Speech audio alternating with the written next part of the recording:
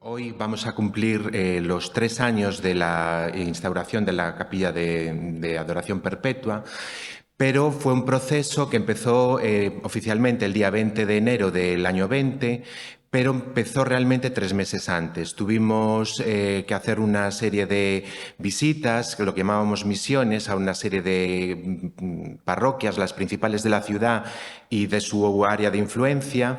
Y cuando recaudamos un número suficiente de adoradores, pues procedimos a dar el paso siguiente, que era la inauguración. La inauguración, si la recordáis, fue aquí en la iglesia el día 20 de enero. Fue una misa muy solemne que la presidió el arzobispo don Julián. Y luego sacamos al Santísimo Sacramento en procesión por las calles aledañas aquí de la capilla. Luego procedimos a entronizar al Santísimo aquí en una custodia, aquí en la capilla, y ya quedó la capilla inaugurada. Los problemas vinieron después. Si recordáis, el 13 de marzo, el Gobierno de España declaró pues, un estado de alarma sanitaria debido pues, a la COVID-19, un virus nuevo que apareció en China, que era desconocido, que era muy contagioso, que no tenía solución, ni vacuna, ni nada. Y entonces se procedió al confinamiento de la población. En ese momento pues, tuvimos que tomar la decisión de cerrar la capilla, pero sabíamos que era un cierre temporal. ¿Qué sucedió? La capilla como adoración perpetua cerró temporalmente, pero la cripta no cerró.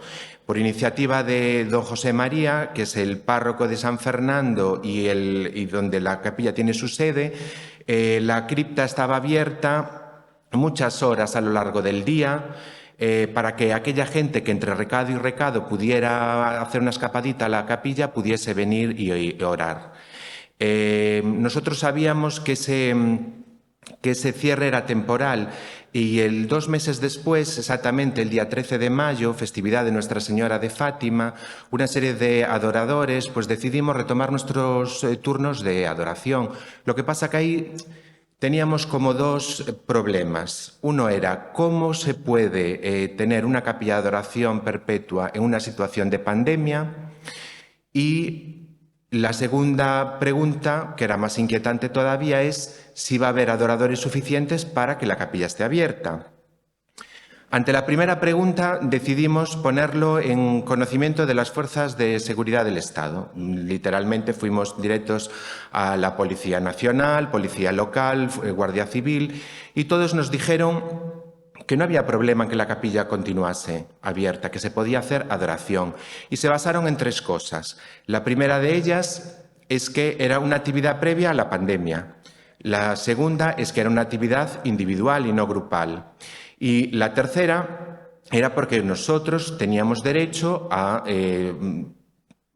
dar culto a nuestro Dios por una ley que es la Ley de Libertad Religiosa.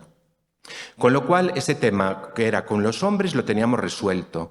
La segunda parte, que era un tema más con Dios, era si iba a haber adoradores que estuvieran dispuestos a adorar en una situación así.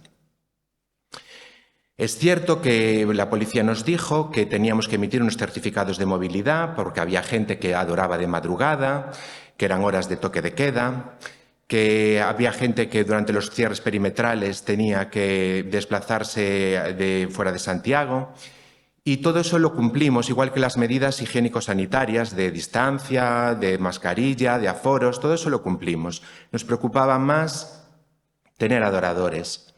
Entonces empezamos poquito a poco y cada día mirando lo del día siguiente. Los lunes programábamos la adoración del martes, los martes programábamos lo del miércoles.